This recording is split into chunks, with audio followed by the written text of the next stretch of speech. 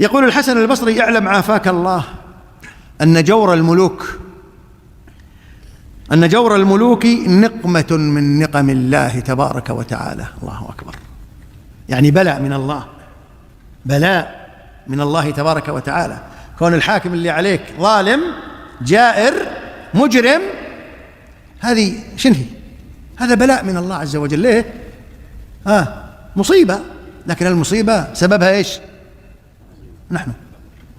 لكن احنا اليوم لا، كل واحد عند نفسه أنا 100، الغلط هناك. أبد ما يمكن ننسب الخطأ في غيرنا أو أن ننظر إلى الخطأ أنه في غيرنا أبدا، والعياذ بالله. نعم، يقول: نقمة من نقم الله، ونقم الله عز وجل لا تلاقى بالسيوف.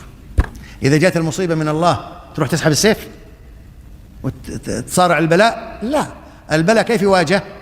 قال: يواجه بالدعاء والتوبة والإقناع والإنابة